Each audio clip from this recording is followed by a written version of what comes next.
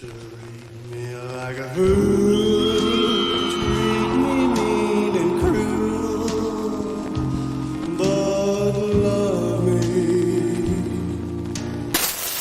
Você sabe como é que é, né? A gente fica olhando as outras janelas e fica inventando histórias de muitas pessoas, né? Mas o pior é que tem gente que prefere acreditar. Cala a boca, não te perguntei nada. Sai daí, não é? Não, rapaz, tem gente que prefere acreditar em certas fuleiragens. Bom dia, boa tarde, boa noite para quem já chegou, para quem está chegando. Eu queria uma coisinha breve assim, né?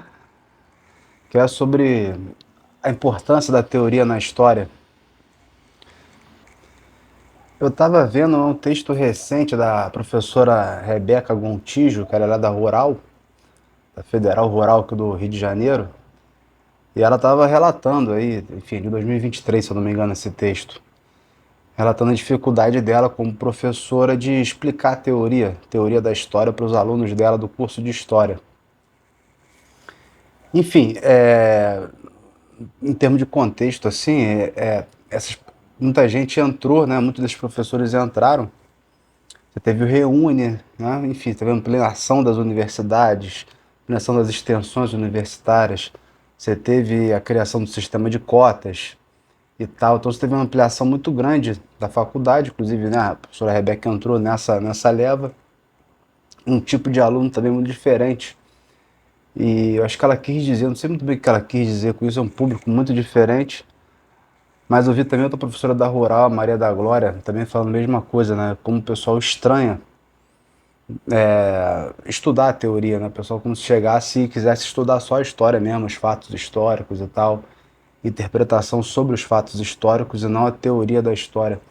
Aí ela divide lá sobre, você tem a teoria e tem a metodologia. Teoria é a visão, aquela coisa do grego, teoria é a visão e tal, e a metodologia é o caminho, né?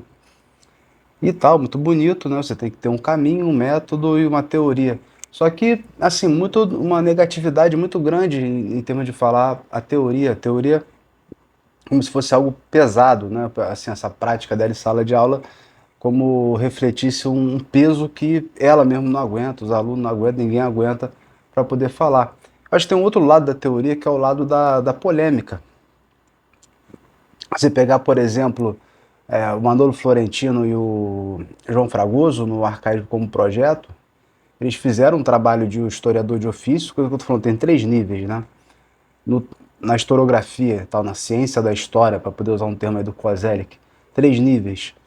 Um nível é o ofício, a cozinha do historiador, o historiador com seus documentos.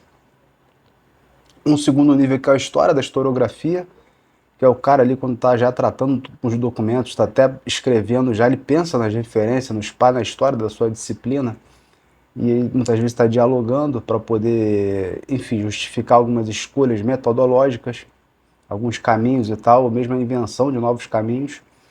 E você tem talvez o terceiro, né, a partir dessa história da historiografia, você chega num limite de fronteira da teoria como um lugar que está em diálogo com outras disciplinas.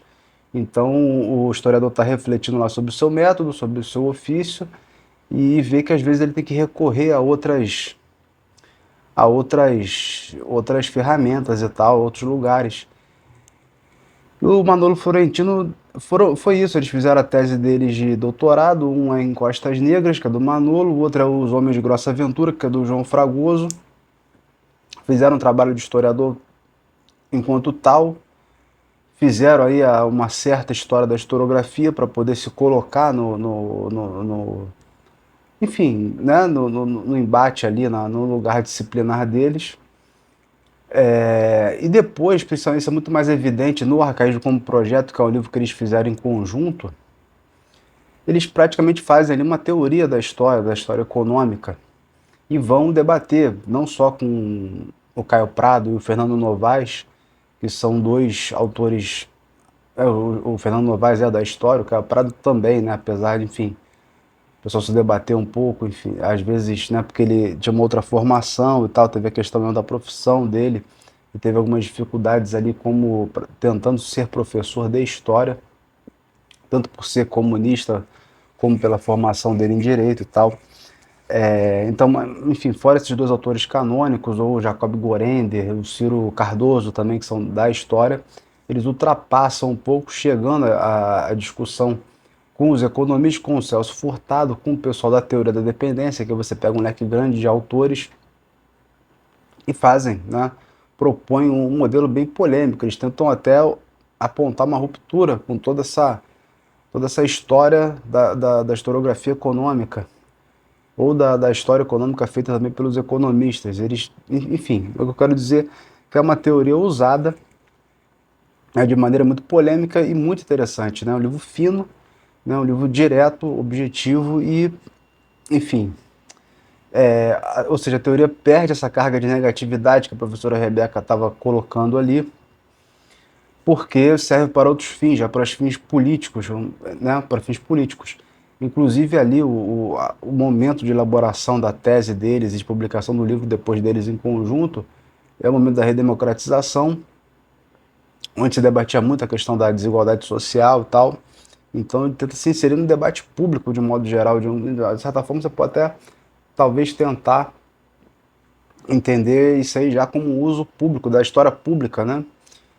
De inserção, né, pública da história, que hoje é mais, vamos dizer assim, mais visto por, sei lá, Karnal, Brasil Paralelo, algumas coisas meio bizarras assim que tem, né?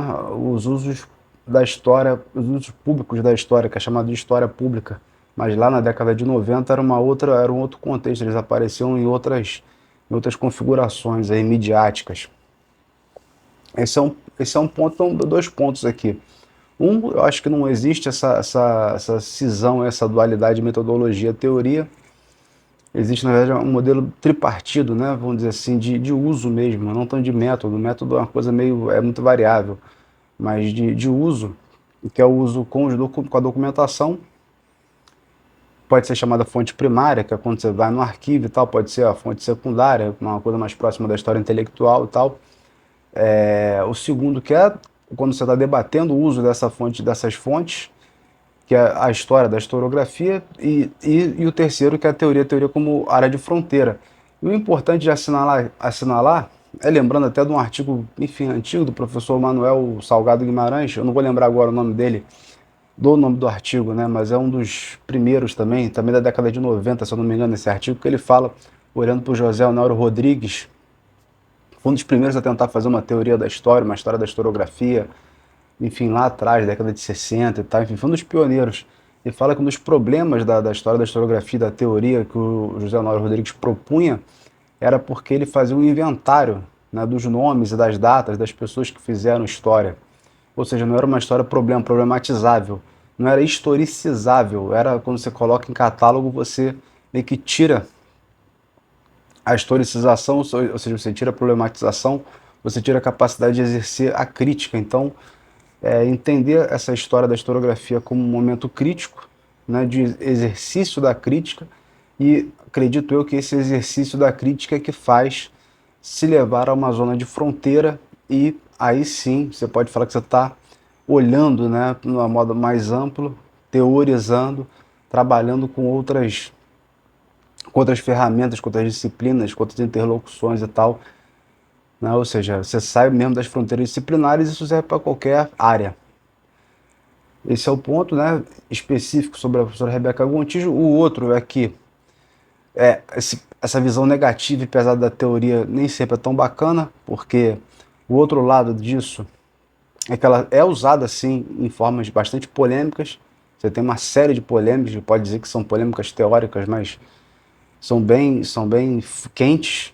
Você tem um caso lá por exemplo, estou chutando aqui o Hayden White com o Carlo Ginzburg, o Riquet, o Chartier, uma galera entra ali naquele debate ali na virada linguística, uma linguística tânea, na época do revisionismo do Holocausto, quando se tentou revisar, né, as questões do Holocausto ali.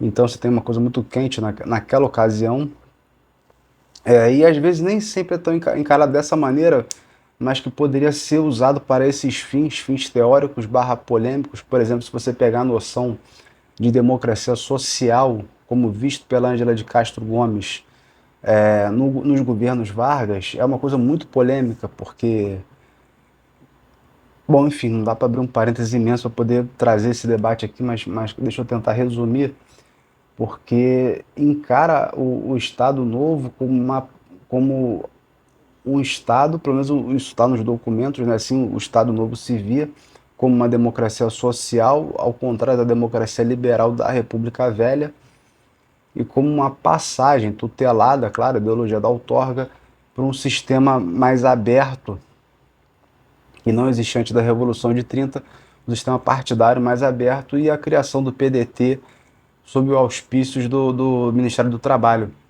Então, você falar desse tipo de democracia, que tipo de democracia é essa, né?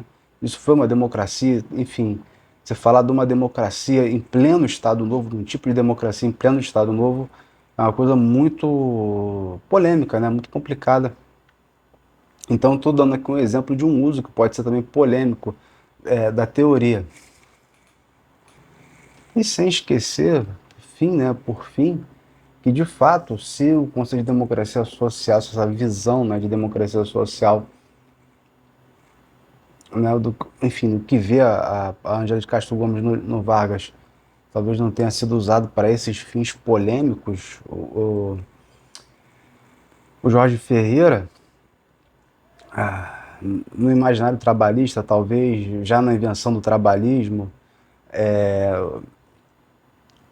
e depois, quando ele vai escrever o livro Colapso do Populismo, ele com Daniel Arão Reis, polemizando com a Escola de Sociologia de São Paulo e a noção dessa escola sobre o populismo, também é um debate teórico muito quente, muito interessante.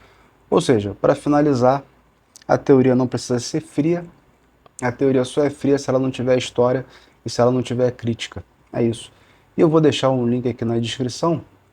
Estou começando a dar uns cursos por fora, né, também sobre essa questão de história do Brasil, sobre a questão de teoria, de método, de crítica. E aí fica aqui na descrição do vídeo, quem quiser dar um clique lá, ia ser muito legal contar com a presença de vocês. Um abraço.